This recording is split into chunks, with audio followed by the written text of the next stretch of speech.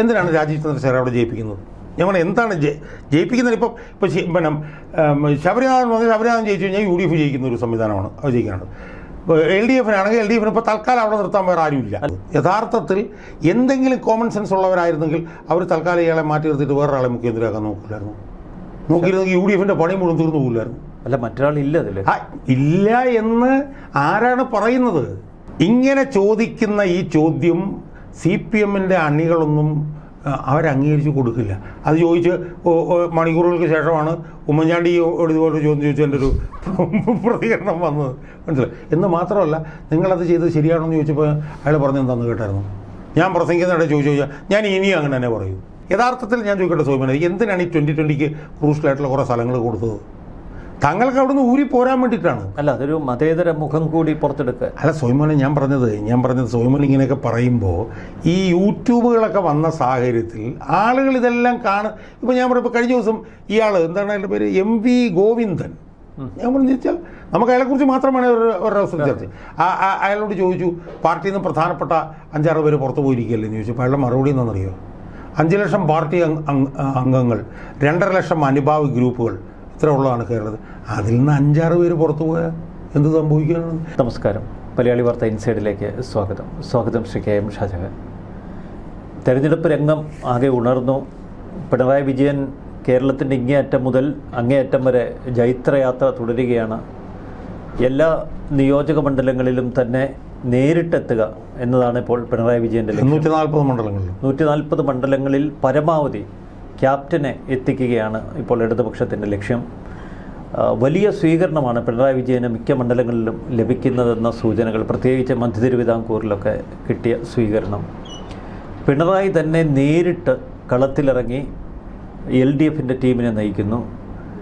ആദ്യഘട്ടത്തിൽ UDF മേൽക്കോയ്മ എന്നൊക്കെയായിരുന്നു മാധ്യമങ്ങൾ പറഞ്ഞത്. പക്ഷേ ഈ കഴിഞ്ഞ ദിവസങ്ങളിൽ, പ്രത്യേകിച്ച് ഇന്നലെ ഒക്കെ മാധ്യമങ്ങളിൽ വരുന്ന ആ നിരീക്ഷണങ്ങൾ നമ്മളൊന്ന് നോക്കുമ്പോൾ ഇഞ്ചോടിഞ്ച് പോരാട്ടമാണ് നടക്കുന്നത്. അത്ര സുഖകരമല്ലേ UDF ഒരവസ്ഥ? അല്ല സോമൻ, എനിക്കതിനകത്ത് പറയാനുള്ളത്, സോമൻ ചിരിക്കരുത്, വളരെ ഗൗരവത്തിലാണ് ഞാനത് പറയുന്നത്. 140 മണ്ഡലങ്ങളിലും പിണറായിയെ എങ്ങനെയെങ്കിലും എത്തിക്കണം എന്നുള്ളതാണ് എൻ്റെ ആഗ്രഹം. കാരണം 140 മണ്ഡലങ്ങളിൽ പിണറായി എത്തിച്ചു കഴിഞ്ഞാൽ ഒരു 101 മണ്ഡലങ്ങളിലെങ്കിലും UDF ജയിക്കും എന്നാണ് ഞാൻ ഉറച്ചു വിശ്വസിക്കുന്നത്. ഇതിനകം പാളിച്ച പറ്റിയത് 3 മണ്ഡലങ്ങളില്ല. ഒന്ന് കോന്നിയിൽ, പിന്നീട് നമ്മുടെ മധ്യ തിരുവിതാംകൂറിലെ 2 മണ്ഡലങ്ങളിൽ. അങ്ങനെ 3 പിണറായി വിജയന് നാക്ക് പിടിച്ചത്. ബാക്കി സ്ഥലങ്ങളിൽ വലിയ കുഴപ്പമില്ല. അല്ല, അതായത് ഞാൻ കഴിഞ്ഞ ദിവസം കോഴിക്കോട് വരെ പോയിരുന്നു. ഒരു 180 ഹോർഡിങ്ങുകളെങ്കിലും അങ്ങോട്ട് പോയപ്പോൾ കണ്ടു. ഇങ്ങോട്ട് വരുമ്പോൾ അത്രയും തന്നെ കാണണമല്ലോ.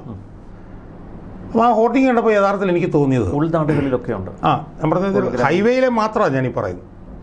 അതുകൊണ്ട് ഫ്ലൂറസൻ്റ് പോലെയൊക്കെയാണ് രാത്രി ഒക്കെ തെളിഞ്ഞ് നിൽക്കുന്നത്. ആ ഹോർഡിങ്ങുകളിലെല്ലാം ഉള്ളത് ഒരേ ഒരു മുഖം, ഒരാളുടെ മുഖം. അല്ല, ഒരു പ്രത്യേക നിർദ്ദേശം കൊടുത്തിരുന്നു. വലിയ ഹോർഡിങ്സിൻ്റെ 50% പിണറായി വിജയൻ്റെ മുഖവും ബാക്കിയുള്ള 50%ലാണ് ഈ ടൈറ്റിൽ വരേണ്ടത്. അത് അങ്ങനെ ആ നിർദ്ദേശം അനുസരിച്ചാണ് ഡിസൈൻ ചെയ്തത്. കാരണം അതൊരു ബ്രാൻഡാണ് കേരളത്തിലെ. അതെ. അപ്പോൾ അതൊരു ബ്രാൻഡാണ്. പക്ഷെ അത് ആരുടെ ബ്രാൻഡാണ് എന്നുള്ളതാണ്. ചിരിക്കരുത്, ഗൗരവത്തിലാണ്. അത് ബ്രാൻഡാണ് യഥാർത്ഥത്തിൽ. അതാണ് UDF ബ്രാൻഡാണ് പിണറായി. പരസ്യം അത്രയും UDF ബ്രാൻഡാണ് പിണറായി എന്ന് ഞാൻ പറയാൻ കാരണം എന്താണെന്ന് ചോദിച്ചാൽ, ഈ മോന്തായം ഇങ്ങനെ കാണിക്കുന്നത് കൊണ്ട് ഏറ്റവും കൂടുതൽ പിണറായി വിജയൻ വെറുക്കപ്പെടുന്നത് പാർട്ടി അണികളുടെ മനസ്സിലാണ് എന്ന് മനസ്സിലാക്കാനുള്ള സാമാന്യ യുക്തി പിണറായി വിജയൻ്റെ അഡ്വൈസേഴ്സിനും ഇല്ലാതെ പോയല്ലോ എന്നാണ് ഞാൻ ആലോചിക്കുന്നത്. അല്ല, അങ്ങനെ UDF എന്ന് പറയുമ്പോൾ എനിക്കൊരു ഓർമ്മ വരുന്നത്, ഒരു ടെലിവിഷൻ്റെ പരസ്യത്തിൽ ഒരു വലിയ ഒരു മുഖം, ഒരു ചെകുത്താൻ്റെ മുഖം തുടരെ അവതരിപ്പിക്കാറുണ്ട് ഒരു ടെലിവിഷൻ്റെ പരസ്യത്തിന്. നമുക്കത് കാണുമ്പോൾ തന്നെ ഒരു വൈരുദ്ധ്യമായി തോന്നാം. ഇതിപ്പോൾ പിണറായിയുടെ മുഖമാണ്. അല്ല സോമന, ഞാൻ പറയുന്നത് എന്താണെന്നറിയോ? ഇതിനകത്ത് നമ്മൾ ഗൗരവമായിട്ട് നമ്മൾ ചർച്ച ചെയ്യുമ്പോഴത്തേക്ക് ഈ പിണറായി വിജയൻ ഒരു കമ്മ്യൂണിസ്റ്റ് പാർട്ടിയുടെ നേതാവാണ്. അല്ലാതെ ഒരു ഞങ്ങളൊക്കെ പറയുന്ന ഒരു ബൂർഷ്വാ പാർട്ടിയുടെ നേതാവോ അല്ല, കമ്മ്യൂണിസ്റ്റ് പാർട്ടിയുടെ നേതാവ്. ഈ കമ്മ്യൂണിസ്റ്റ് പാർട്ടിയിൽ നേതാക്കന്മാരില്ല. സിമ്പിളായിട്ടുള്ള കാര്യം. കമ്മ്യൂണിസ്റ്റ് പാർട്ടി എന്ന് പറഞ്ഞാൽ പാർട്ടി. ഞാനൊക്കെ ഇപ്പോൾ CPM നിന്ന് പോന്നിട്ട് 25 വർഷം കഴിഞ്ഞെങ്കിലും ഇപ്പോഴും പാർട്ടി എന്നാണ് പറയുന്നത്. അതെ, എന്നുവെച്ചാൽ അല്ല, അവിടെ വ്യക്തിപൂജ പാടില്ല. അല്ല, വ്യക്തിപൂജ എന്നല്ല, വ്യക്തികൾ കമ്മ്യൂണിസ്റ്റ് പ്രത്യയശാസ്ത്രത്തിൽ ഇല്ല. കമ്മ്യൂണിസ്റ്റ് പ്രത്യയശാസ്ത്രത്തിൽ കമ്മ്യൂണിസ്റ്റ് പാർട്ടി, ആ പാർട്ടിയുടെ നയങ്ങൾ നടപ്പിലാക്കാനുള്ള വെറും ഉപകരണങ്ങൾ മാത്രമാണ് നേതാക്കന്മാർ. മനസ്സിലായില്ലേ? കമ്മ്യൂണിസ്റ്റ് പാർട്ടിക്ക് തൊഴിലാളി വർഗ സർവാധിപത്യത്തിലേക്ക് പോകുന്നതിനിടയിലുള്ള ഒരു ദ്വീപ് മാത്രമാണല്ലോ പാർലമെന്ററി ജനാധിപത്യം. അങ്ങോട്ടാണല്ലോ പോകേണ്ടത്. അതിന് കുറച്ചാൾ നമ്മളിവിടെ കയറി നിൽക്കുന്നു, അത്രേ ഉള്ളൂ. അപ്പോൾ അവിടെ നടപ്പിലാക്കേണ്ട നയങ്ങൾ, CPM-ന്റെ രാഷ്ട്രീയം, CPM-ന്റെ പ്രത്യയശാസ്ത്രം, അതാണ് കമ്മ്യൂണിസ്റ്റ് പാർട്ടി. സ്വയം ഓർമ്മയുണ്ടെന്നറിയില്ല, ഈ പി ശശിയൊക്കെ വരുന്നതിന് മുമ്പ് ശരിക്കും മുഖ്യമന്ത്രിയേക്കാൾ സ്ഥാനം പൊളിറ്റിക്കൽ സെക്രട്ടറിക്കായിരുന്നു. AP കുര്യൻ നായനാർ ആദ്യം പൊളിറ്റിക്കൽ സെക്രട്ടറി ആയിട്ടിരിക്കുന്ന സമയത്ത്, അന്ന് സോമൻ ഓർമ്മ ഉണ്ടെന്നറിയില്ല, അന്ന് ഏറ്റവും വലിയ അധികാര കേന്ദ്രം പൊളിറ്റിക്കൽ സെക്രട്ടറിയാണ്. അല്ല, ഈ കെ നായനാർ മുഖ്യമന്ത്രിയായിരുന്നപ്പോൾ, അതിനുശേഷം VS അച്യുതാനന്ദൻ മുഖ്യമന്ത്രിയായിരുന്നപ്പോൾ അന്ന് ബാലഗോപാലിനെ പൊളിറ്റിക്കൽ സെക്രട്ടറിയായി പിണറായി വിജയനായിരുന്നു AKG സെൻട്രലിൽ നിന്ന് നിയന്ത്രിച്ചത്. ഒന്നത്. അതുപോലെ തന്നെ S രാജേന്ദ്രൻ വന്നു. അപ്പം പാർട്ടി അധികാരത്തിലിരിക്കുമ്പോൾ യഥാർത്ഥ അധികാര കേന്ദ്രം പൊളിറ്റിക്കൽ സെക്രട്ടറി. എന്തുകൊണ്ടാണ്? പാർട്ടിയുടെ നയങ്ങൾ നടപ്പിലാക്കാൻ ബാധ്യതപ്പെട്ട ആളാണ് പൊളിറ്റിക്കൽ സെക്രട്ടറി. എന്ന് പറഞ്ഞാൽ മുഖ്യമന്ത്രിയുടെ ഓഫീസിലുള്ള പാർട്ടിയുടെ പ്രതിനിധി പൊളിറ്റിക്കൽ സെക്രട്ടറിയാണ്. ഇനിയിപ്പോൾ സ്വയം VS ഇരുന്നപ്പോഴത്തേക്ക് ഒന്ന് ആലോചിച്ച് നോക്കി. VS ഇരുന്നപ്പോഴത്തേക്ക് ഒരു ഏകോപന സമിതി എന്ന് പറഞ്ഞ സാധനം ഉണ്ടാക്കി. എന്തിനാണ് ഉണ്ടാക്കിയെന്ന് വെച്ചാൽ, ഈ ക്രൂഷ്യലായിട്ടുള്ള ഫയൽ മുഴുവൻ പിണറായിയുടെ അടുത്തേക്ക് കൊണ്ടുചെല്ലും. പിണറായി അത് പരിശോധിച്ചിട്ട് അതിനകത്ത് എന്ത് വേണം എന്നുള്ള ഫയൽ ഉണ്ടാക്കിയിട്ട് അതിൽ തുല്യം ചേർത്താൻ വേണ്ടി ഇങ്ങോട്ട് കൊണ്ടുവരും. ആ തുല്യം ചേർത്ത ജോലി മാത്രമേ അച്യുതാനന്ദനുള്ളൂ. അതെ, പക്ഷേ അച്യുതാനന്ദൻ്റെ ഒരു വിദ്യാഭ്യാസ നിലവാരം, ബാക്കിയുള്ള കാര്യങ്ങളൊക്കെ പരിശോധിച്ചായിരിക്കും പാർട്ടി. അല്ലല്ല, ഞാൻ പറഞ്ഞത് അത് നായനാരായിരുന്നപ്പോഴും അങ്ങനെ തന്നെയായിരുന്നു. മനസ്സിലായോ? അതിൻ്റെ കാരണം എന്ന് പറഞ്ഞാൽ, ഞാൻ നേരത്തെ പറഞ്ഞതാണ്, പാർട്ടിയുടെ നയം നടപ്പിലാക്കേണ്ട ഒരു ഉപകരണം മാത്രമാണ് സർക്കാർ. ഒന്നത്. രണ്ട്, ഇയാളുടെ ഈ മോന്തായം കാണുമ്പോഴത്തേക്ക് പാർട്ടി അണികൾ എന്താ ഓർമ്മിക്കുന്നതെന്ന് സ്വയമിനറിയാവോ? മറ്റേ കടലിൻ്റെ മാർത്തടത്തിൽ ചേർന്നാലേ തീരയുണ്ടാവൂ എന്ന് പറഞ്ഞ് സൂഫി കവിത ഓർമ്മയുണ്ടോ? അന്ന് അത് പറഞ്ഞിട്ട് ഇങ്ങനെ നോക്കിയത് അച്യുതാനന്ദൻ്റെ മുഖത്തേക്കാണ്. പാർട്ടിക്ക് മുകളിൽ ഒരാൾക്കും വളരാൻ കഴിയില്ല, പാർട്ടിയാണ് അന്തിമം, പരമം എന്ന് പറയുന്നത് പാർട്ടിയാണ് എന്ന് അച്യുതാനന്ദനോട് പറഞ്ഞ ആള്. അച്യുതാനന്ദൻ പാർട്ടിക്ക് മുകളിൽ വളരുന്നു എന്ന് പറയുന്ന ആളുടെ മോന്തായമാണ് നമ്മൾ ഓരോ 100 മീറ്ററിൽ 2 പ്രാവശ്യം വീതം കണ്ടുകൊണ്ടിരിക്കുന്നത്. മനസ്സിലായി? ഇത് ഞാൻ സോയ്മോനോട് ഈ തെരഞ്ഞെടുപ്പുമായി ബന്ധപ്പെട്ടിട്ടുള്ള ചർച്ചകളിലെല്ലാം ആദ്യാവസാനം പറഞ്ഞൊരു കാര്യം, പാർട്ടി അണികളാണ് അടുത്ത തെരഞ്ഞെടുപ്പിൻ്റെ വിജയപരാജയം തീരുമാനിക്കാൻ പോകുന്നതാണ്. ഞാനിപ്പോൾ പറഞ്ഞല്ലോ, നേരത്തെ പറഞ്ഞത്. ഈ ഫോട്ടോ കാണുമ്പോൾ ഉണ്ടല്ലോ, ഈ ഫോട്ടോ ഏത് പാർട്ടി അണി കണ്ടാലും ആ പാർട്ടി അണി ഇയാൾക്ക് കൊടുക്കില്ല, വോട്ട് കൊടുക്കില്ല. ഒന്ന്. രണ്ട്, ഇത് തീർത്തും കമ്മ്യൂണിസ്റ്റ് വിരുദ്ധല്ലേ സോയ്മോന്? ഈ പിണറായി വിജയൻ എന്ന് പറയുന്ന ആൾ ഒരു ഇടതുപക്ഷ മന്ത്രിസഭയുടെ മുഖ്യമന്ത്രി ആയിരുന്നു എന്നുള്ളത് മാത്രമല്ലേ ഉള്ളൂ. ഈ മന്ത്രിസഭയുടെ മുഴുവൻ നേട്ടങ്ങൾക്കും ഉത്തരവാദി പിണറായി വിജയനാണോ? പിണറായി വിജയൻ 21 മന്ത്രിമാരുണ്ടായിരുന്നില്ലേ? അതിൽ ഏതെങ്കിലും 1-2 മന്ത്രിയുടെ തല ഇതിലൊന്ന് കൊടുക്കുന്നുണ്ട്, വല്ല കുഴപ്പമുണ്ടോ? അവിടെയാണ് സോയ്മോൻ പറഞ്ഞതുപോലെ മൊത്തത്തിൻ്റെ 50% ഇയാൾ ചിരിച്ചുകൊണ്ടിരിക്കുന്ന പടം. ആ ചിരിച്ചുകൊണ്ടിരിക്കുന്ന പടം തന്നെ AI ജനറേറ്റഡ് ആണ്. കാരണം ചിരിക്കുന്ന പടം യഥാർത്ഥത്തിൽ ഇല്ല. അല്ല, ഞാൻ വസ്തുത പറഞ്ഞാണ്, AI ജനറേറ്റഡ് ആണ് പടം. അല്ല, എല്ലാ പോസ്റ്ററുകളിലും എല്ലാ പരസ്യത്തിലും 50% പിണറായി വിജയന്റെ മുഖം കൊടുക്കണമെന്ന് പ്രത്യേക നിർദ്ദേശം കൊടുത്തിട്ടുണ്ട്. ഇപ്പൊ തന്നെ കൊടുത്തിട്ടുണ്ട്. PRDക്ക് കൊടുത്തിട്ടുണ്ട്, കിഫ്ബിക്ക് കൊടുത്തിട്ടുണ്ട്, ഏജൻസിക്ക് കൊടുത്തിട്ടുണ്ട്. അപ്പം ഞാൻ പറഞ്ഞത് മനസ്സിലായോ? അതുകൊണ്ടാണ് ഞാൻ പറഞ്ഞത് പിണറായി ബ്രാൻഡാണ്, പക്ഷേ UDFന്റെ ബ്രാൻഡാണ് പിണറായി എന്ന് ഞാൻ പറഞ്ഞത്. അതുകൊണ്ടാണ് യഥാർത്ഥത്തിൽ എന്തെങ്കിലും നേട്ടം LDFന് ഉണ്ടാകുമായിരുന്നുവെങ്കിൽ പരമാവധി പിണറായിയെ കുറച്ച് ബ്രാൻഡ് ചെയ്യാൻ ശ്രമിക്കണമായിരുന്നു. അല്ല, LDF പോലൊരു സംവിധാനം, CPM പോലെ ഒരു കേഡർ സംവിധാനം യാതൊരുവിധ ആലോചനയും ഇല്ലാതെ, ഒരു സർവേ ഒന്നും നടത്താതെ, പിണറായി വിജയന്റെ മൂല്യം മനസ്സിലാക്കാതെ ഇത്തരമൊരു അബദ്ധം കാട്ടിക്കൂട്ടുമോ? അല്ല, അതാണ് ഞാൻ പറഞ്ഞത് സൂപന. അവിടെയാണ് നമുക്ക് ഇത്രയും കോമൺ സെൻസ് ഇല്ലാത്തവരാണോ ഇവർ എന്ന് നമുക്ക് തോന്നുന്നത്. യഥാർത്ഥത്തിൽ എന്തെങ്കിലും കോമൺ സെൻസ് ഉള്ളവരായിരുന്നെങ്കിൽ അവർ തൽക്കാലം ഇയാളെ മാറ്റി നിർത്തിയിട്ട് വേറൊരാളെ മുഖ്യമന്ത്രിയാക്കാൻ നോക്കില്ലായിരുന്നു. നോക്കിയിരുന്നെങ്കിൽ UDFന്റെ പണി മുഴുവൻ തീർന്നു പോകില്ലായിരുന്നു. അല്ല, മറ്റൊരാളില്ല അതിൽ. ഇല്ല എന്ന് ആരാണ് പറയുന്നത്? ഇല്ല എന്ന് പറയുന്നത് പിണറായി വിജയനാണ്. മറ്റെത്രയോ പേര് അതിനകത്തുണ്ട്. ഞാൻ പറഞ്ഞു ഒന്നും വേണ്ട, നമ്മൾ നേരത്തെ ഡിസ്കസ് ചെയ്ത പോലെ എന്തായിരുന്നു KK ശൈലജയ്ക്ക് കുഴപ്പം? അല്ല, ശൈലജയ്ക്കെതിരെ ഒട്ടനവധി അഴിമതി ആരോപണങ്ങളൊക്കെ ആ കാലഘട്ടത്തിൽ മോനെ അതൊക്കെ ആരോപണങ്ങളാണല്ലോ. ഞാൻ ചോദിക്കുന്നത്, 50% സ്ത്രീകളുള്ള ഈ കേരളത്തിൽ ഒരു സ്ത്രീയെ മുഖ്യമന്ത്രി സ്ഥാനാർത്ഥിയാക്കി ഉയർത്തിക്കാട്ടിയിരുന്നെങ്കിൽ അതുണ്ടാക്കുമായിരുന്നു ഒരു എക്സ്പ്ലോഷനിൽ തന്നെ ഒരുപക്ഷെ CPM അധികാരത്തിലേക്ക് വന്നേനെ. അപ്പം CPMന്റെ നയങ്ങളാണ് പ്രധാനം. CPM എന്നുള്ള പാർട്ടിയാണ് പ്രധാനമെങ്കിൽ അതിനുള്ള പണി അവർ ചെയ്തേനെ. അല്ല, ഇന്ത്യയിലെ BJPക്ക് നരേന്ദ്രമോദിയെ മാറ്റിവെച്ച് മറ്റൊരു പ്രധാനമന്ത്രിയെക്കുറിച്ച് ഇപ്പോഴൊന്നും ചിന്തിക്കാൻ കഴിയില്ല. അതിന് സമാനമല്ലേ കേരളത്തിലെ CPM പാർട്ടിക്കും പിണറായി വിജയൻ ഒരു ക്യാപ്റ്റനാണ്. ഞാൻ ചോദിക്കുന്ന അങ്ങനെയാണോ? ഞാൻ ചോദിക്കുന്നത് BJPക്ക് മോദി അനിവാര്യനായതുപോലെയാണോ പിണറായി വിജയൻ കേരളത്തിലെ പാർട്ടിക്ക്? എനിക്ക് തോന്നുന്നില്ല. പാർട്ടി അണികൾ ആരും അതിനോട് യോജിക്കുമെന്ന് എനിക്ക് തോന്നുന്നില്ല. എനിക്ക് ഓരോ ദിവസവും കിട്ടിക്കൊണ്ടിരിക്കുന്ന അനുഭവം അല്ല. പക്ഷേ പഴയ പിണറായി വിജയൻ അല്ല നമ്മളിപ്പോൾ കാണുന്നത്. ഇപ്പോൾ മാധ്യമപ്രവർത്തകരെ മാടി വിളിക്കുന്ന, അവരെ ചേർത്ത് പിടിക്കുന്ന, ചോദിക്കുന്ന എല്ലാ മാധ്യമപ്രവർത്തകർക്കും ഇൻ്റർവ്യൂ നൽകുന്ന ഒരു വിശാല ഹൃദയനായ ഒരു ക്യാപ്റ്റനെയാണ് ഇപ്പോൾ കേരളം കാണുന്നത്. സുമന, ഞാൻ പറയുന്നത് ഈ ആളുകളിൽ സാഹചര്യങ്ങൾ സൃഷ്ടിക്കുന്ന മാറ്റം, പഴയ വിജയനല്ല പുതിയ വിജയൻ എന്ന് സ്വയം പറഞ്ഞ് ഞാനൊന്ന് വിശദീകരിച്ച് തരാം. കഴിഞ്ഞ 10 വർഷത്തെ വിജയൻ ആരായിരുന്നു? കഴിഞ്ഞ 10 വർഷത്തെ വിജയൻ കടക്ക് പുറത്ത് എന്ന് പറയുന്ന വിജയൻ, ഒരു ഇത്രയോ മീറ്ററുകൾക്ക് അപ്പുറത്ത് മാത്രം മാധ്യമപ്രവർത്തകരെ നിർത്തുന്ന വിജയൻ, ചോദ്യം ചോദിച്ചു കഴിഞ്ഞാൽ ഉടനെ സ്വിച്ച് ഞെക്കിയിട്ട് പോകുന്ന വിജയൻ, അതാണല്ലോ നമ്മൾ കഴിഞ്ഞ 10 വർഷം കണ്ട വിജയൻ. ആ വിജയനിൽ നിന്ന് മാറി ഞാനിപ്പോൾ ഇന്ന് കേട്ടത് കഴിഞ്ഞ 2 ദിവസം കൊണ്ട് 20 യൂട്യൂബ് ചാനലുകൾക്ക് ഇയാൾ ഇൻ്റർവ്യൂ കൊടുത്തു. ആലോചിച്ച് നോക്കണം. അതായത് ഒരു ഇടത്തര താഴ്ന്ന നിലവാരം പുലർത്തുന്ന യൂട്യൂബുകളിൽ പോലും ഈ പാവപ്പെട്ടവൻ കയറി ഇറങ്ങുകയാണ്. ഈ വിജയനെയാണോ നമ്മൾ കഴിഞ്ഞ 10 വർഷം കണ്ടത്? അല്ല, ഇതേപോലെയായിരുന്നു പണ്ട് ഉമ്മൻചാണ്ടി. ചോദിക്കുന്ന ആർക്കും ഇൻ്റർവ്യൂ കൊടുക്കും. സോമന, ഞാൻ ചോദിക്കുന്നത്, ഉമ്മൻചാണ്ടിയെ നമ്മൾ 5 വർഷം കണ്ടു. ആ കണ്ട ഉമ്മൻചാണ്ടി 5 വർഷം ഒരേ ഉമ്മൻചാണ്ടി ആയിരുന്നു. ഇവിടെ അങ്ങനെയല്ല. ഇവിടെ 10 വർഷം നമ്മൾ പിണറായി വിജയനെ കണ്ടു.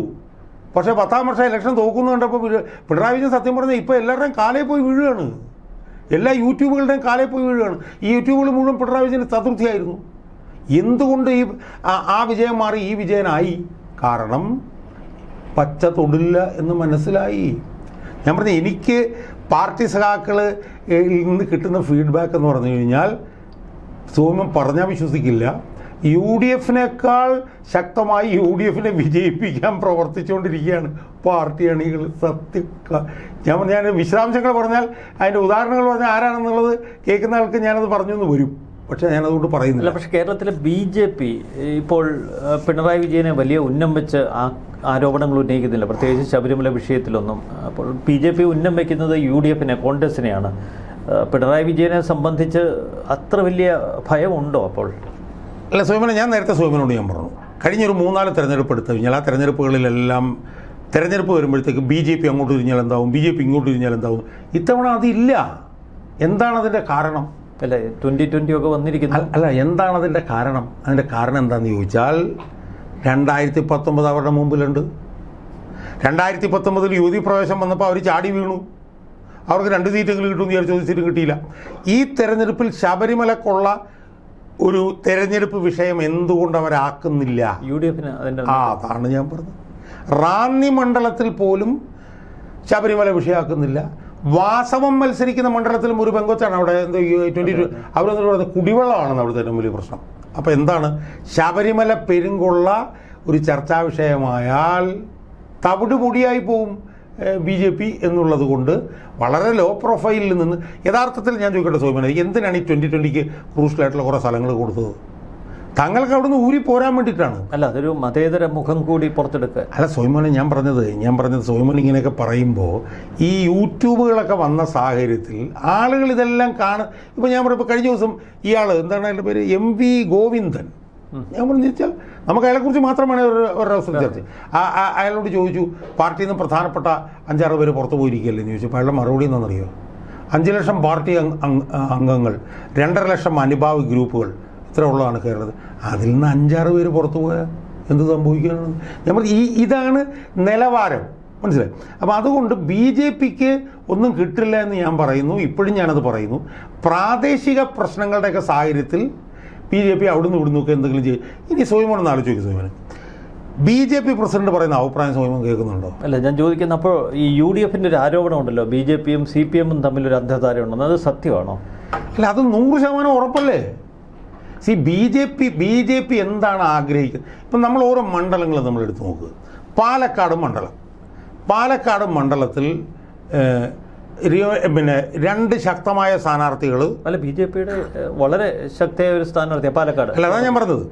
അവിടെ ബി ജെ പിക്കും ശക്തമായ സ്ഥാനാർത്ഥി, CPM ശക്തനായ സ്ഥാനാർത്ഥി. അവിടെ ഇടതുപക്ഷം പോലും പറയുന്ന ശോഭാ സുരേന്ദ്രൻ ജയിക്കുമെന്നാണ്. അപ്പം ബി ജെ പിക്കും CPM UDF ശക്തമായ സ്ഥാനാർത്ഥി വരുമ്പോൾ LDF സ്ഥാനാർത്ഥി ആരാ? ഒരു ബിരിയാണി കച്ചവടക്കാരൻ. ആരാണ്? അയാളൊരു മുസ്ലിമാണ്. അതിൻ്റെ യുക്തി എന്താണ്? UDF ഏറ്റവും കൂടുതൽ കിട്ടേണ്ട വോട്ട് മുസ്ലിംസിൻ്റെ വോട്ടാണ്. ആ വോട്ട് സ്പ്ലിറ്റ് ചെയ്യിപ്പിക്കുക എന്നുള്ളൊരു പ്രതീക്ഷയിലാണ് ഒരു അപ്രസക്തനായിട്ടുള്ള ആളാണെങ്കിൽ ഒരു മുസ്ലിം സ്ഥാനാർത്ഥി അവിടെ കൊണ്ടുവന്ന് അത് ക്ലിയറാണ്. സോയ്മോനെ എന്ത് പറഞ്ഞാലും അത് ക്ലിയറാണ്. ഇനി റാന്നിയിലാണ് ശബരിമല സ്ഥിതി ചെയ്യുന്നത്. ശബരിമലക്കുള്ള ഏറ്റവും കൂടുതൽ ചർച്ച ചെയ്യേണ്ട ഒരു മണ്ഡലമാണ് റാന്നി. ആ റാന്നി BJP പോലും മത്സരിക്കുന്നില്ല, 2020 കൊടുക്കുന്നു. 2020 പറയുന്നത് എന്താ? ശബരിമല ഇവിടെ വിഷയമല്ല എന്ന് പറയുന്നു. അതുപോലെ തന്നെ ശബരിമല കൊള്ള ഏറ്റവും കൂടുതൽ ചർച്ച ചെയ്യപ്പെടേണ്ട ഒരു വിഷയമാണ് സ്ഥലമാണ് ഏറ്റുമാനൂർ. അവിടെയും BJPയുടെ സ്ഥാനാർത്ഥിയില്ല, 2020 സ്ഥാനാർത്ഥിയുള്ളൂ. അതുപോലെ തന്നെ പിന്നെ ഏറ്റവും നിർണായകമായിട്ടുള്ളൊരു സീറ്റാണ് ചെങ്ങന്നൂർ. അവിടെ ഇയാളുണ്ടല്ലോ, ഗോവ ഗവർണറായിരുന്ന PS ശ്രീധരൻപിള്ള നിർത്താവുന്ന സ്ഥലമായിരുന്നു. അവിടെ ആരാ നിൽക്കുന്നത്? അപ്പോൾ ഇതൊക്കെ വളരെ വളരെ ക്ലിയറാണിത്. പക്ഷേ തിരുവനന്തപുരത്ത് നേമത്ത് നമുക്കറിയാം രാജീവ് ചന്ദ്രശേഖരനെതിരെ നിൽക്കുന്നത് ശിവകുട്ടിയാണ്. അതുപോലെ ഇവിടെ വട്ടിയൂർക്കാവിൽ ശ്രീലേഖയ്ക്ക് എതിരെ നിൽക്കുന്നത് PS പ്രശാന്താണ്. അവരൊക്കെ വളരെ ശക്തരായ സ്ഥാനാർത്ഥികൾ തന്നെയാണ്. അല്ല സോയ്മനെ, ഞാൻ ചോദിക്കുന്നത് നേമത്തെ കാര്യം ഞാനൊന്ന് ചോദിക്കട്ടെ. നേമത്ത് ശിവൻകുട്ടിയാണ് നിൽക്കുന്നത്. കഴിഞ്ഞ പ്രാവശ്യം ശിവൻകുട്ടി തന്നെയാണ്. പക്ഷേ ഈ നേമത്ത് ഈ രാജീവ് ചന്ദ്രശേഖർ വലിയ സ്ഥാനാർത്ഥിയാണെന്ന് പറയുന്നതിൻ്റെ യുക്തി എന്താണെന്ന് എനിക്ക് മനസ്സിലാവുന്നില്ല. അയാൾ പറയുന്ന അഭിപ്രായങ്ങൾ സ്വയം കേട്ടായിരുന്നു. എന്തൊരു ജയിക്കും അബദ്ധ പഞ്ചാംഗമാണ് അയാൾ വിളിച്ചു പറയുന്നത്. ഇനി എന്തിനാണ് അവിടെ അയാളെ ജയിപ്പിക്കുന്നത് BJP? നമ്മൾ അതിൻ്റെ യുക്തി ഞാൻ വട്ടിയൂർക്കാവ് അതിനുശേഷം ഞാൻ വരാം. ഈ BJPയുടെ സംസ്ഥാന പ്രസിഡന്റായിട്ടുള്ള രാജീവ് ചന്ദ്രശേഖർ നേമത്ത് നിൽക്കുന്നു. എന്തിനാണ് രാജീവ് ചന്ദ്രശേഖർ അവിടെ ജയിപ്പിക്കുന്നത്? ഞങ്ങൾ എന്താണ് ജയിപ്പിക്കുന്നത്? ഇപ്പം പിന്നെ ശബരിനാഥൻ ജയിച്ചു കഴിഞ്ഞാൽ UDF ജയിക്കുന്ന ഒരു സംവിധാനമാണ് അത് ജയിക്കാനുള്ളത്. LDF ഇപ്പോൾ തൽക്കാലം അവിടെ നിർത്താൻ വേറെ ആരുമില്ല. അല്ല, BJP കുറി പ്രതീക്ഷിക്കുന്ന ഒരു 10 സീറ്റെങ്കിലും, അതിൽ നിർണായകമായ 2 സീറ്റുകളാണെന്ന് വട്ടിയൂർക്കാവും. ഞാൻ ചോദിക്കുന്നത് അവർ 10 അവിടെ അവർക്ക് 10 പ്രതീക്ഷിക്കാം. അവർ കുറെ കാലമായിട്ട് വട്ടിയൂർക്കാവ്, നേമം, കഴക്കൂട്ടമൊക്കെ വിജയ സാധ്യതയുള്ള മണ്ഡലങ്ങൾ. അല്ല സോയ്മനെ, ഞാൻ പറയുന്നത് അതൊക്കെ ഓരോ തെരഞ്ഞെടുപ്പിലും നമ്മൾ കേൾക്കുന്നതാണ് അത്തരം കാര്യങ്ങൾ. ഓരോ തെരഞ്ഞെടുപ്പും ആ തെരഞ്ഞെടുപ്പിലെ രാഷ്ട്രീയ സാഹചര്യങ്ങളാണല്ലോ തീരുമാനിക്കുന്നത്. ഞാൻ ചോദിക്കുന്നത് ഇയാളെ അവിടെ നിന്ന് ജയിപ്പിക്കേണ്ടതിൻ്റെ ആവശ്യകത എന്താ? അല്ല, LDF UDF ആർക്കും ഭൂരിപക്ഷം ഇല്ലെങ്കിൽ BJP ഒരു നിർണായക ശക്തിയാവും. BJPക്ക് അടുത്ത എൻ്റെ സോയ്മോനെ നമ്മൾ അതിനെക്കുറിച്ച് ചർച്ച ചെയ്ത സമയങ്ങളുണ്ട്. നമ്മൾ കുറേ കാലമായിട്ട് നമ്മൾ കേൾക്കുന്നതാണ്. നമ്മുടെ വിലയേറിയ സമയം നമ്മൾ ഇതുപോലുള്ള വിഷയങ്ങൾ കൊണ്ട് കളയരുത്. അതാണ് നിയമത്തിൻ്റെ. ഇനി വട്ടിയൂർക്കാവിലെ അവസ്ഥ എന്താ? വട്ടിയൂർക്കാവിൽ നിൽക്കുന്ന VK പ്രശാന്ത്. അയാളിപ്പം 3ാമത്തെ തവണയാണ് മത്സരിക്കുന്നത്. ആദ്യത്തെ തവണ അയാൾ ആരെയാണ് തോൽപ്പിച്ചത്? ഓർമ്മയുണ്ടോ സോയ്മോന്? ഒരു ഉപതെരഞ്ഞെടുപ്പിൽ അയാൾ വരുന്നത് ആരെയാണ് തോൽപ്പിച്ചത്? മോഹൻകുമാർ എന്ന് പറഞ്ഞൊരു പാവപ്പെട്ട മനുഷ്യൻ, ഒരു പാവപ്പെട്ട കോൺഗ്രസ്സുകാരൻ. അയാളെയാണ് തോൽപ്പിച്ചത്. 2021 അയാൾ ആരെയാണ് തോൽപ്പിച്ചത്? അല്ല, BJP സ്ഥാനാർത്ഥി അല്ല, ഞാൻ ചോദിക്കുന്നത് 2021 അയാൾ ആരെയാണ് തോൽപ്പിച്ചത്? UDFൻ്റെ വീണ നായർ എന്ന് പറയുന്ന ഒരു പാവപ്പെട്ട പെങ്കൊച്ച്, എൻ്റെ സുഹൃത്ത് തിലകൻ്റെ ഭാര്യ, അവരെയാണ് തോൽപ്പിച്ചത്. ഇപ്പോഴത്തെ അവസ്ഥ എന്താ? ഇപ്പോഴത്തെ അവസ്ഥ എന്ന് പറഞ്ഞാൽ K മുരളീധരൻ അവിടെ നിൽക്കുന്നു. K മുരളീധരൻ ഒരു സ്ഥാനാർത്ഥി ആണല്ലോ, അതിന് തർക്കമൊന്നുമില്ലല്ലോ. K മുരളീധരൻ അടുത്ത സർക്കാർ വന്നു കഴിഞ്ഞാൽ മന്ത്രിയാണെന്നുള്ള കാര്യത്തിലും തർക്കമൊന്നുമില്ലല്ലോ. നിൽക്കും. അയാൾക്കെതിരെ നിൽക്കുന്ന ശ്രീലേഖ ആരാ ശ്രീലേഖ BJPയിൽ ഒരു ഹെവി വെയിറ്റ് ആണോ? ഞാൻ ചോദിക്കുന്നത് വട്ടിയൂർക്കാവിലും നേമത്തും ആണല്ലോ അവർ 1ാം സ്ഥാനത്ത് നിൽക്കുന്നത്. ആ 1ാം സ്ഥാനത്ത് നിൽക്കുന്ന ഒരു മണ്ഡലത്തിൽ വരേണ്ട ഒരു ഹെവി വെയിറ്റ് സ്ഥാനാർത്ഥിയാണോ ശ്രീലേഖ? അല്ല, ശ്രീലേഖയെ ജനങ്ങൾക്ക് കാര്യമാണ്. കാരണം അതുകൊണ്ടാണല്ലോ ഈ കോർപ്പറേഷൻ കൗൺസിൽ സോയ്മോനെ ആണോ? സോയ്മോനെ, ഒരു കോർപ്പറേഷനിൽ 1000 വോട്ട് 2000 വോട്ടല്ലേ ഉള്ളൂ സോയ്മോനെ. അതിലെന്ത് യുക്തിയാണുള്ളത്?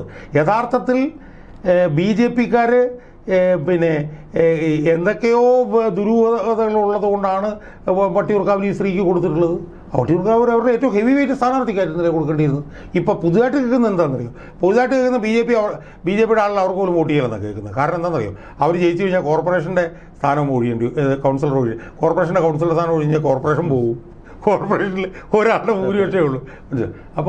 അപ്പോൾ ഇതിൽ നിന്നൊക്കെ BJP ഡീലില്ല എന്നൊക്കെ എന്തൊക്കെ പറഞ്ഞാലും ഇത് ക്ലിയറായിട്ട് ഡീല് പ്രതീക്ഷിച്ചുകൊണ്ടാണ് ഇവർ നിർത്തിയിരിക്കുന്നത്. പക്ഷേ ഈ ഡീലൊന്നും നടപ്പാകാൻ പോകുന്നില്ല സോയിമോനെ. ഈ തെരഞ്ഞെടുപ്പിൽ പൊളിറ്റിക്കലായിട്ടുള്ള ഇഷ്യൂസാണ് ഈ തെരഞ്ഞെടുപ്പിനെ തീരുമാനിക്കാൻ പോകുന്നത്. അത് ഓരോ ദിവസം കഴിയുന്നു. ഇപ്പം ഞാനിപ്പോൾ ഒരു കാര്യം പറയട്ടെ. ഇപ്പം ചുരുക്കി പറഞ്ഞാൽ നമ്മുടെ പിണറായി വിജയൻ്റെ ഒരു ബ്രാൻഡ് നെയിമോ അദ്ദേഹത്തിൻ്റെ ഈ ഒരു യാത്രയോ ഒന്നും ഒരു മെച്ചം ഉണ്ടാകാൻ പോകുന്നില്ല. സോയിമോനെ, ഞാൻ ചോദിക്കുന്നത് ഇതിനു മുമ്പ് അയാൾ ഇതുപോലെ നടത്തിയതല്ലേ? ഞാൻ ചോദിക്കട്ടെ, ഇപ്പം 2024 ലോക്സഭാ തെരഞ്ഞെടുപ്പിലും അയാൾ ബ്രാൻഡായിരുന്നു. എല്ലാ ലോക്സഭാ തെരഞ്ഞെടുപ്പിലും അയാൾ പ്രസംഗിച്ചല്ലോ. വേണ്ടെന്ന് സംഭവിച്ചു. എന്നിട്ട് തെരഞ്ഞെടുപ്പ് കഴിഞ്ഞപ്പോഴത്തേക്ക് അയാൾ എടുത്തിട്ട് അടിക്കല്ലായിരുന്നു എല്ലാ ജില്ലാ കമ്മിറ്റികളും. തൃക്കാക്കര ഉപതെരഞ്ഞെടുപ്പിൽ ഓരോ ഏരിയയിലും പോയി എത്ര മീറ്റിങ്ങുകൾ അയാൾ കൂടി. എന്ത് സംഭവിച്ചു? പോയി. അപ്പോൾ അതുകൊണ്ട് അയാൾ 140 മണ്ഡലങ്ങളിലും പോയാൽ ഞാൻ പറഞ്ഞില്ല 100-ൽ കൂടുതൽ സീറ്റ് UDF നേടും എന്നുള്ളതല്ലാതെ അതിനകത്തൊന്നുമില്ല. ഇപ്പം ഞാനൊരു ചെറിയ കാര്യം സോയിമോനോട് പറയാം. ഇപ്പോൾ കഴിഞ്ഞ 2 ദിവസങ്ങൾക്ക് മുമ്പ് വീട്ടിൽ പോയി ചോദിക്കുന്നുള്ളത്. അതെ, ഞാൻ പറഞ്ഞ അതൊക്കെ ഉണ്ടല്ലോ ഈ പാർട്ടി അണികളുടെ ഇടയിൽ ഉണ്ടാക്കുന്ന ഒരു രോഷവും പ്രതിഷേധവും ഉണ്ട്. ഞാൻ കുറേ 10-25 വർഷം ഈ പാർട്ടിയിൽ ഉണ്ടായിരുന്നുണ്ടായിരുന്നു. അതൊരു ഗ്രാമീണ ശൈലിയല്ലേ? അല്ല, ഞാൻ പറഞ്ഞ ഇതിനെല്ലാം ന്യായീകരണം ഉണ്ടാവാം. പക്ഷേ ഇങ്ങനെ ചോദിക്കുന്ന ഈ ചോദ്യം CPM-ൻ്റെ അണികളൊന്നും അവരംഗീകരിച്ച് കൊടുക്കില്ല. അത് ചോദിച്ച് മണിക്കൂറുകൾക്ക് ശേഷമാണ് ഉമ്മൻചാണ്ടിയോട് ഇതുപോലെ ചോദ്യം ചോദിച്ചതിൻ്റെ ഒരു പ്രതികരണം വന്നത്. മനസ്സിലായി? എന്ന് മാത്രമല്ല, നിങ്ങളത് ചെയ്തത് ശരിയാണോ എന്ന് ചോദിച്ചപ്പോൾ അയാൾ പറഞ്ഞെന്താണെന്ന് കേട്ടായിരുന്നു. ഞാൻ പ്രസംഗിക്കുന്നിടെ ചോദിച്ചാൽ ഞാൻ ഇനിയും അങ്ങനെ തന്നെ പറയൂ. അപ്പോൾ ഇതുപോലൊരാളെ ഒരു കാരണവശാലും മൂന്നാമതൊന്നുകൂടി ഇരുത്താൻ പാർട്ടി അണികൾ ഒരു കാരണവശാലും UDF-കാർ അനുവദിച്ചാൽ പോലും പാർട്ടി അണികൾ അനുവദിക്കില്ല. ഒരു മണ്ഡലത്തിൽ ഒരു CPM-യുടെ സുപ്രധാന നേതാവ് ചോദിച്ചെന്ന്, അല്ല UDF-ൻ്റെ സ്ഥാനാർത്ഥിയെ ജയിപ്പിക്കാൻ നിങ്ങൾ സമ്മതിക്കൂലല്ലേ എന്ന്. കായംകുളത്തെ സ്ത്രീക്കെതിരെ അപ്പോഴാണ് ഒരു നേതാവ് ചോദിക്കുന്നത്, അപ്പോൾ നിങ്ങൾ സമ്മതിക്കില്ലല്ലേ UDF എന്ന് പറഞ്ഞാൽ UDF-കാരെക്കാളും കൂടുതൽ UDF-ൻ്റെ ആളുകളെ ജയിപ്പിക്കാൻ വേണ്ടി CPM-കാരെ പ്രവർത്തിച്ചുകൊണ്ടിരിക്കുന്നുള്ളതാണ് എൻ്റെ അർത്ഥം. കാരണം അവരെ സംബന്ധിച്ചിടത്തോളം ഉണ്ടല്ലോ സോയിമോനെ, അവർ നടത്തുന്നത് പാർട്ടിയെ രക്ഷിക്കാൻ. അടുത്ത തവണ UDF എന്നാലേ പാർട്ടിയെ രക്ഷിക്കാൻ അവർക്ക് പറ്റുള്ളൂ.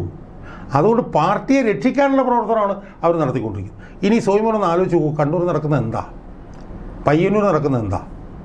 പയ്യന്നൂർ V. കുഞ്ഞികൃഷ്ണൻ്റെ കൺവെൻഷൻ 1000 പേരെ സോയിമോനെ പങ്കെടുത്തത്. ഈ പയ്യന്നൂർ എന്ന് പറഞ്ഞാൽ ചെറിയ സ്ഥലമല്ല പയ്യന്നൂർ. ഒരു ബ്രാഞ്ചിൽ പോലും 10,000. TK ഗോവിന്ദൻ അയാളുടെ റോഡ് ഷോ കണ്ടില്ല? അല്ല, അവിടെ ഒന്നും ഒരു പിണറായി ബ്രാൻഡ് ഏൽക്കുന്നില്ല സോയിമോനെ. ഞാൻ പറഞ്ഞത് ഇപ്പം മയ്യിൽ എന്നൊക്കെ പറഞ്ഞ സ്ഥലത്തുണ്ടല്ലോ ഈ ഇതുപോലെ 100 ആളുകൾ പങ്കെടുത്ത് ഒരു റോഡ് ഷോ എന്നൊക്കെ പറഞ്ഞാലുണ്ടല്ലോ, സോയിമോൻ എഴുതി വെച്ചു തളിപ്പറമ്പ് തോറ്റ്. കാരണം മയ്യിൽ എന്നൊക്കെ പറഞ്ഞാൽ അവിടെ CPM-കാരൻ മാത്രം ഉള്ള അവിടെ തോറ്റു. ഇപ്പോൾ കേൾക്കുന്നത് എന്താണ്? തൃക്കരിപ്പൂരിൽ പോലും സന്ദീപ് വാര്യർ ജയിക്കാനുള്ള സാധ്യതയാണ് ഇപ്പോൾ ചർച്ച ചെയ്യപ്പെടുന്നത്. ഞാൻ പറഞ്ഞു ഇതൊന്നും ചുമ്മാ വർത്തമാനങ്ങളല്ല. ഞാൻ പറഞ്ഞത് അവിടെ നടക്കുന്ന സംഭവങ്ങളുടെയാണ്. എൻ്റെ ഫ്രണ്ട് ഹസ്കറാണ് അവിടെ കൺവെൻഷൻ കൊടുത്തത്. ഹസ്കറിനോട് പറയുകയാണ്, അയ്യോ എൻ്റെ ഷാജാ സാബ് ഇരവൂരത്തെ കൺവെൻഷനേക്കാൾ കൂടുതൽ ആളുകൾ പയ്യന്നൂരിലുണ്ടായിരുന്നു. എന്താ ശരിക്കും സംഭവിച്ചുകൊണ്ടിരിക്കുന്നത്? ശരി തെറ്റ് പോളറൈസ് ചെയ്യണം സോയിമോനെ CPM-നകത്ത്. മനസ്സിലായില്ലേ? അച്യുതാനന്ദൻ്റെ കാലത്ത് അച്യുതാനന്ദൻ ശരിയും നേതൃത്വം തെറ്റുമായിരുന്നു. പക്ഷേ അച്യുതാനന്ദൻ പോയി കഴിഞ്ഞപ്പം പോയപ്പോഴും അച്യുതാനന്ദൻ്റെ രാഷ്ട്രീയവും പ്രത്യയശാസ്ത്രവും ഷെയർ ചെയ്യുന്ന ലക്ഷക്കണക്കിന് ആളുകളുണ്ടായിരുന്നു. അവർക്കിപ്പോൾ ഒരു നേതൃത്വം കിട്ടിയിരിക്കുന്നു, അവർക്കൊരു പ്രതീകം കിട്ടിയിരിക്കുന്നു, അവർക്ക് കുഞ്ഞികൃഷ്ണൻ കിട്ടിയിരിക്കുന്നു, അവർക്ക് TK ഗോവിന്ദൻ കിട്ടിയിരിക്കുന്നു, അവർക്ക് ഇപ്പുറത്ത് സുധാകരൻ കിട്ടിയിരിക്കുന്നു. സുധാകരൻ ഇപ്പോൾ അടിക്കുന്ന അടികളെന്ന് പറഞ്ഞാൽ എന്താണ് അയാൾ അടിച്ചുകൊണ്ടിരിക്കുന്നത്? ഇനി അയാൾ കഴിഞ്ഞ ദിവസം ഇതിനെക്കുറിച്ച് പറഞ്ഞില്ലേ, കൃഷ്ണപിള്ള ഭീകരമായ അടിയിൽ. എന്താണ് അങ്ങനെ ചോദ്യം? അയാൾ ചോദിച്ചു ഒന്നാമത്തെ ചോദ്യം, എന്തിന് രാവിലെ 2:30-ക്ക് സജി ചെറിയാൻ അവിടെ എത്തി? ഒന്നാമത്തെ കാര്യം. രണ്ടാമത്തെ കാര്യം, പാർട്ടി ജില്ലാ കമ്മിറ്റി ഇതിനെക്കുറിച്ച് അന്വേഷിക്കണമെന്ന് സുധാകരൻ്റെ നിർബന്ധപ്രകാരം സംസ്ഥാന സെക്രട്ടേറിയറ്റിനോട് ആവശ്യപ്പെട്ടു. സംസ്ഥാന സെക്രട്ടേറിയറ്റ് അത് നിഷേധിച്ചു. അത് നിഷേധിക്കുന്നതിന് നേതൃത്വം കൊടുത്തത് പിണറായി വിജയനാണ്. ആരാണ് കൃഷ്ണപിള്ള എന്ന് പറഞ്ഞാൽ അച്യുതാനന്ദനെ പാർട്ടി കൊണ്ടുവന്ന ആളാണ് കൃഷ്ണപിള്ള. നമ്മൾ അച്യുതാനന്ദനെയുള്ള ആചാര്യനെ കൊണ്ടുവന്ന ആളാണ് കൃഷ്ണപിള്ള. എന്താണ് യഥാർത്ഥത്തിൽ അവിടെ നടന്നത്? അവിടെ ഉണ്ടായിരുന്ന VS പക്ഷത്തിനെ ഇല്ലാതാക്കാൻ വേണ്ടി അവിടെയുള്ള ഈ പിണറായിയുടെ ആളുകളെല്ലാം കൂടെ ചേർന്ന് ഇത് കത്തിച്ച് വലിയൊരു വികാരമുണ്ടാക്കി. ആ കേസിലെ പ്രതികൾ മുഴുവൻ കൃത്രിമമായിട്ടുള്ള പ്രതികളായിരുന്നു. ലതീഷ് ചന്ദ്രൻ എന്നൊക്കെ പറയുന്ന VS-ൻ്റെ ആളുകളായിരുന്നു പ്രതി. മനസ്സിലായി? അപ്പം നമ്മളതിനകത്ത് മിനിമം യുക്തി കാണണ്ടേ സോയിമോനെ? ഞാൻ ചോദിക്കുന്നത്, P. കൃഷ്ണപിള്ളയുടെ സ്മാരകം എന്തിനാണ് VS പക്ഷക്കാർ പോയി കത്തിക്കുന്നത്? അതുകൊണ്ട് അവർക്കെന്താണ് നേട്ടം? അപ്പം ആ കൃത്യമായിട്ടുള്ള പ്രതികളെ കൊടുത്തു. അവിടെ ഇയാൾ എന്തിനു ചെന്നു എന്നുള്ള ചോദ്യം. എന്തിന് സംസ്ഥാന കമ്മിറ്റി അതിൽ അന്വേഷണം നിഷേധിച്ചു സോയിമാന്? അതിൻ്റെ യുക്തി എന്തിന്? കാരണം പാർട്ടി ഉണ്ടാക്കിയവൻ്റെ സ്മാരകം കത്തിച്ചിരിക്കുകയാണ്, അതിൽ പ്രതികളെ കണ്ടുപിടിക്കണ്ടേ? എന്നിട്ട് ഈ ലതീഷ് ചന്ദ്രൻ എന്നൊക്കെ പറഞ്ഞവനെ കോടതി വെറുതെ വിട്ടപ്പോഴത്തേക്ക് തിരിച്ചെടുക്കാൻ വേണ്ടിയിട്ട് ഏറ്റവും കൂടുതൽ താല്പര്യം കാണിച്ചാരാണെന്നറിയോ? സജി ചെറിയാനും സെറ്റുകാരുമാണ്. അപ്പോൾ യഥാർത്ഥത്തിൽ 2013 ആലപ്പുഴ ജില്ലയിലെ VS പക്ഷക്കാരെ ഇല്ലാതാക്കാൻ വേണ്ടി അന്ന് പിണറായിയുടെ ആളുകളായിട്ടുള്ള എല്ലാവരും കൂടി ചെയ്ത പണിയാണ് ഈ പണി എന്നാണ് സുധാകരൻ പറഞ്ഞു വയ്ക്കുന്നത്. അതിനോട് CPM പ്രതികരണം എന്താ? മൈൻഡ് ചെയ്യണ്ട. CPM സംബന്ധിച്ചിടത്തോളം ഇത് ഭീകരമായ ആരോപണമല്ലേ അയാൾ ഉന്നയിച്ചിരിക്കുന്നത്. ആ ആരോപണത്തോട് പ്രതികരിക്കേണ്ടെന്നാണ് അവർ തീരുമാനിച്ചിരിക്കുന്നത്. മനസ്സിലായി? അപ്പോൾ എന്താ ഇപ്പോൾ സംഭവിക്കുന്നത്? നമ്മൾ CPM പിളർപ്പിൻ്റെ വക്കിൽ എന്ന് പറയാൻ കാരണം എന്താണ്? CPM നല്ലതും ചീത്തയും ധ്രുവീകരിക്കപ്പെടുന്നു. അല്ല, ഈ തെരഞ്ഞെടുപ്പിന് ശേഷം അങ്ങനെ വരുമ്പോൾ സ്വാഭാവികമായി പിണറായി വിജയൻ എന്നൊരു പേര് പോലും ഇനി അണികൾ ഓർക്കാൻ ഇഷ്ടപ്പെടാത്ത തലത്തിലെത്തുമോ? സോമനെ, ഈ തെരഞ്ഞെടുപ്പ് കഴിഞ്ഞാൽ ഞാൻ അവസാനം ഞാൻ കോഴിക്കോട് തിരിച്ചു വന്ന് ഒരു തിരുവനന്തപുരമൊക്കെ അടുത്ത് എത്തപ്പോഴത്തേക്ക് ഞാൻ ഇയാളുടെ ഹോൾഡിങ് കാണുമ്പോഴത്തേക്ക് ഇയാളെ ഞാനിങ്ങനെ എൻ്റെ കൺകുളിർക്കെ ഒന്ന് കണ്ടു. എന്താണെന്നറിയോ? 9 തീയതി കഴിഞ്ഞ് ഇയാളെ കാണാൻ പറ്റില്ലല്ലോ. 9 തീയതി കഴിഞ്ഞാൽ പിന്നെ ഇതുപോലെ ഫ്ലക്സ് എല്ലാ പാർട്ടിക്കാർ തന്നെ അല്ല, 9 തീയതി കഴിഞ്ഞാൽ പിന്നെ അയാൾ അധികാരത്തിൽ നിന്ന് പോയല്ലോ. അതുകൊണ്ട് അതിന് മുമ്പ് ഒന്ന് കൺകുളിർക്കെ കണ്ടേക്കാന്ന് പറഞ്ഞ് ഞാനൊന്ന് നോക്കിയതാണ്. വോട്ട് എണ്ണുന്ന ദിവസം വരെ ഉണ്ട്, മെയ് 4 വരെ. ഞാൻ പറയുന്നത് CPM ഒരു പ്രത്യേകത എന്താ? വിജയമുള്ളിടത്തോളം കാലം സോയിമൻ ആരാണെങ്കിലും സോയിമൻ്റെ കാലം നോക്കും. സോയിമൻ യാതൊരു വിധത്തിലുള്ള ഒരു മര്യാദ ഇല്ലാത്ത ആളാണെങ്കിലും എത്ര വലിയ ഏകാധിപതിയാണെങ്കിലും സോയിമൻ്റെ കാലം കിടക്കും. പക്ഷെ ദ മൊമെൻ്റ് സോയിമൻ വീണെന്ന് കണ്ടു കഴിഞ്ഞാൽ സോയിമൻ്റെ തലക്കിട്ട് ചവിട്ടും. അപ്പോൾ അതുകൊണ്ട് ഇത്രയും നാൾ പിണറായി വിജയൻ ഉണ്ടായിരുന്നത്, പിണറായി വിജയൻ്റെ കയ്യിൽ പാർട്ടി ഒന്നുകിൽ ഉണ്ടായിരുന്നു, അല്ലെങ്കിൽ പിണറായി വിജയൻ്റെ കയ്യിൽ അധികാരം ഉണ്ടായിരുന്നു. ഈ തെരഞ്ഞെടുപ്പ് കഴിയുമ്പോഴത്തേക്കും ഇപ്പോൾ തന്നെ പാർട്ടിയില്ല. തെരഞ്ഞെടുപ്പ് കഴിയുമ്പോൾ അധികാരം കൂടെ പോയി കഴിഞ്ഞാൽ ചവിട്ടി തേച്ചുകളെയും അണികൾ. ഇപ്പോൾ 2024 തന്നെ സോയിമൻ നോക്കിയേ, പിന്നെ ലോക്സഭാ തെരഞ്ഞെടുപ്പ് തോറ്റു കഴിഞ്ഞപ്പോൾ എല്ലാ ജില്ലാ കമ്മിറ്റിയിലും അന്ന് തന്നെ ഇയാൾക്കെതിരെ ചർച്ച വന്നില്ലേ? അപ്പോൾ അതുകൊണ്ട് ഇയാളെ സംബന്ധിച്ചുള്ളത് നിർണായകമാണ്. അല്ല, പിന്നെ റിട്ടയർ ചെയ്ത് പോകാം അല്ലേ? അല്ല, ഇതിപ്പം വിസ എടുത്തിട്ടുണ്ട്. ദീർഘകാലത്തേക്ക് വിദേശത്ത് താമസിക്കാനുള്ള വിസ ഇയാളുടെ കുടുംബാംഗങ്ങൾ എടുത്തിട്ടുണ്ടെന്നാണ് പറയുന്നത്. എന്താണെന്നറിയോ? അസുഖം ഉണ്ടല്ലോ, ചികിത്സ എന്ന് പറഞ്ഞ് പോകാം. മനസ്സിലായി? അതൊക്കെ സംഭവിക്കാൻ പോകുന്ന കാര്യങ്ങളാണ്. കാരണം ഇയാൾ അധികാരത്തിൽ നിന്ന് പോവുകയും UDF അധികാരത്തിലേക്ക് വന്നു കഴിഞ്ഞാൽ പഴയ UDF ആയിരിക്കില്ല. ഇതിനുള്ള ആർജവമൊന്നും അല്ലല്ല. പ്രശ്നം എന്താണെന്ന് ചോദിച്ചാൽ 10 വർഷം പുറത്തു നിന്നിട്ടാണ് അവർ വരുന്നത്. അവർക്ക് എൻക്വയറി നടന്നതിൻ്റെ തടസ്സം എന്താ? അല്ല, ഭയം വരികയല്ലേ? എന്തിനാണ് ഭയം? തിരിച്ച് ഇതേ ഇടതുപക്ഷം അധികാരത്തിൽ വരുമ്പോൾ അതൊക്കെ വന്ന് കഴിഞ്ഞിട്ട് പിന്നെ അധികാരത്തിൽ വരുന്നൊക്കെ പിന്നീടല്ലേ. വന്നു കഴിഞ്ഞാൽ ഇവരല്ലേ വരുന്നത്. ഇവർക്ക് 10 വർഷം ഇരിക്കാമെങ്കിൽ അവർക്ക് 10 വർഷം ഇരുന്നൂടോ എന്ന് മാത്രമല്ല, അവർക്ക് കിട്ടിയിരിക്കുന്ന സുവർണാവസരമല്ലേ ഇത്. അവർക്ക് അധികാരം കിട്ടുമ്പോഴത്തേക്കും കുറേ അഴിമതിയൊക്കെ അന്വേഷണം നടത്തി കുറേ പേരെ അകത്താക്കം കൂടെ ചെയ്തു കഴിഞ്ഞാൽ വലിയ അഡ്വാൻറ്റേജ് അല്ലേ? 1. 2 അല്ല, ആരോപണം മാത്രമല്ലേ ഉള്ളൂ. എന്തുമാത്രം ആരോപണം. ഈ ആരോപണങ്ങൾ ഇപ്പം ഞാൻ പറഞ്ഞ സ്വർണ്ണക്കള്ളക്കടത്ത് കേസ്, ഡോളർ കള്ളക്കടത്ത് കേസ്, ശബരിമല കൊള്ള, ഇതെല്ലാം കേന്ദ്രമൊക്കെ അന്വേഷിച്ചു. അല്ലല്ല, അതൊക്കെ ഇവർക്ക് എടുത്തുകൂടെ? ഇപ്പം സ്വർണ്ണക്കള്ളക്കടത്ത് കേസ്, അതിൻ്റെ വിചാരണ കർണാടകത്തിലേക്ക് മാറ്റണം എന്നുള്ള കേസ് സുപ്രീം കോടതിയിൽ സ്റ്റേയിൽ കിടക്കുകയാണ്. ആരാ സ്റ്റേ മേടിച്ചേ? ഈ സർക്കാരാണ്. സർക്കാരല്ല, പ്രതികൾ. അല്ല, പ്രതികളല്ല, സർക്കാരാണ് പിന്നെ അതിന് സ്റ്റേ മേടിച്ചിരിക്കുന്നത്. നാളെ സ്റ്റേ അങ്ങ് വെക്കേറ്റ് ചെയ്ത് കഴിഞ്ഞാൽ അതിൻ്റെ വിചാരണ കർണാടകത്തിൽ നടക്കും. കർണാടകയിൽ കോൺഗ്രസ്സാണ് അധികാരത്തിരിക്കുന്നത്. ഒരുപാട് സാധനങ്ങൾ കിടപ്പുണ്ട്. എല്ലാം കൊണ്ട് ട്രാപ്പ് ചെയ്തിരിക്കുക. 1. 2, ഇയാളുടെ മകൾക്കെതിരെ എപ്പോൾ വേണമെങ്കിലും സമൻസ് പോകാം.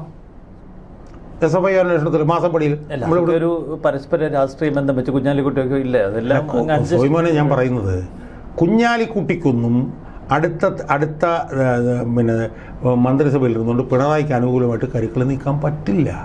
കാരണം ഇതിൻ്റെ പ്രശ്നം എന്താ പറയുക? അതിഭീകരമായിട്ടുള്ള ജനകീയ വികാരം ഇയാൾക്കെതിരെ വന്നിട്ടാണ് അധികാരത്തിലേക്ക് വരുന്നത്. 1. 2, ഒരു പ്രത്യേകത ചിലപ്പം അടുത്ത തവണ ഉണ്ടാവും. ചിലപ്പോൾ അടുത്ത തവണ ഈ CPM-നെതിരെ ജയിച്ച 2-3 MLA-മാരും കൂടെ നിയമസഭയിലുണ്ടെങ്കിലോ അവരുടെ കൂടെ KK രമയ്ക്ക് ചേർന്നുകൂടെ? അവരുടെ കൂടെ CP ജോണിന് വേണം ചേർന്നുകൂടെ? അപ്പോൾ ഇതുകൊണ്ട് ഈ പഴയ പാർട്ടി അല്ല പുതിയ പാർട്ടി. പഴയ പാർട്ടിയായിട്ട് ഡീൽ ചെയ്തിരുന്ന പോലെ കുഞ്ഞാലിക്കുട്ടിക്ക് ഇനി ഡീൽ ചെയ്യാൻ പറ്റില്ല. ഇനി കുഞ്ഞാലിക്കുട്ടി പറഞ്ഞിട്ടുണ്ട്, ഇനി അടുത്ത തവണയും കൂടെ ഞാനുള്ളൂ, അത് കഴിഞ്ഞിട്ട് ഞാനില്ലെന്ന് അയാൾ പറഞ്ഞിട്ടുണ്ട്. അതുകൊണ്ട് അയാൾ അടുത്ത തവണ മോശമാകാൻ നിൽക്കില്ല. കാരണം അയാൾക്ക് ഇപ്പം തന്നെ ഈ പറഞ്ഞ പോലെ പിണറായിയായിട്ട് നാളെന്നൊക്കെ പറഞ്ഞിട്ടുള്ള വിമർശനങ്ങൾ നമ്മളൊക്കെ തന്നെ. ഇപ്പോൾ ഞാൻ ചോദിക്കട്ടെ, അടുത്ത സർക്കാർ വന്നു, അടുത്ത സർക്കാർ ഇയാൾ പിണറായിട്ട് ഒത്തുകഴിഞ്ഞാൽ ഞാനൊന്നും വെറുതെ വിടില്ല സോയിമോനെ. കാരണം ഞാനൊരു ചെറിയ ഘടകമായിരിക്കില്ല അടുത്ത വരുമ്പോഴത്തേക്ക്. കാരണം പിണറായി വിജയൻ 5 വർഷം 10 വർഷം പിണറായി വിജയൻ എനിക്ക് മറികടക്കാൻ കഴിഞ്ഞു. പിന്നെ ഞാൻ ആരെയാണ് പേടിക്കുന്നത്? അതുകൊണ്ട് വിട്ടുവീഴ്ചയൊക്കെ വന്നു കഴിഞ്ഞാൽ നമ്മൾ ഒക്കെ ഭീകരമായിട്ട് ചാടി വീഴും. അപ്പോൾ അതുകൊണ്ട് പിന്നെ CPM-നെ സംബന്ധിച്ചിടത്തോളം അല്ല, ശരിക്കും CPM-ൻ്റെ നേതൃത്വത്തിനുണ്ടല്ലോ ഉള്ളിൻ്റെ ഉള്ളിലൊരു സമാധാനമായിരിക്കും. 5 വർഷം പോയി കഴിഞ്ഞാൽ 5 വർഷം കഴിഞ്ഞ് തിരിച്ചു വരാമല്ലോ. പ്രശ്നവും ഭയവും ആശങ്കയും മുഴുവൻ പിണറായി വിജയനും മരുമകൾക്കും മകൾക്കും ഭാര്യയ്ക്കുമായിരിക്കും. അവർക്കാണ് പ്രശ്നങ്ങൾ വരാൻ പോകുന്നത്, മകൾക്കാണ് പ്രശ്നം വരാൻ പോകുന്നത്. മരുമകനെയൊക്കെ എടുത്തിട്ട് ചാത്തയ്ക്കും CPM-കാരൻ. കാരണം മരുമകൻ ഇയാൾ കാരണമല്ല ഇത് മുഴുവൻ ഉണ്ടാക്കിക്കൊണ്ടുവന്നത്. ഇനി ഞാൻ ചോദിക്കട്ടെ, മരുമകൻ 5 വർഷം ഇവിടെ മന്ത്രിയായിട്ടിരുന്നല്ലോ പൊതുമരാ, എന്താണ് മരുമകന് പറയാനുള്ളത്? മരുമകൻ ചെയ്ത കാര്യങ്ങൾ 90% സുധാകരൻ തുടങ്ങി വെച്ച കാര്യങ്ങളാണ്.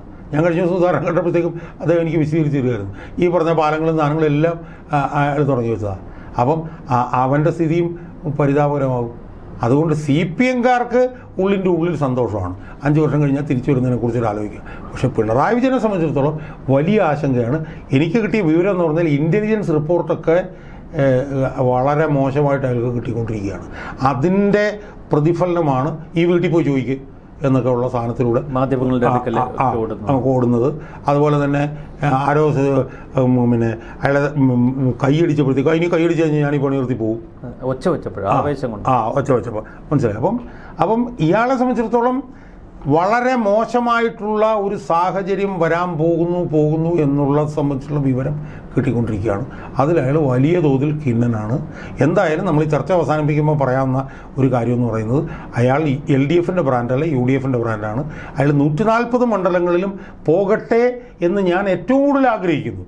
കാരണം 140 മണ്ഡലങ്ങളിൽ അയാൾ പോയാൽ സ്വയം എഴുതി വെച്ചു 100 കൂടുതൽ CPM അല്ല UDF കടക്കും എന്നുള്ള കാര്യത്തിൽ ഒരു സംശയവും ഇല്ല. വളരെ നന്ദി ശ്രീ KM ഷാജഹാൻ.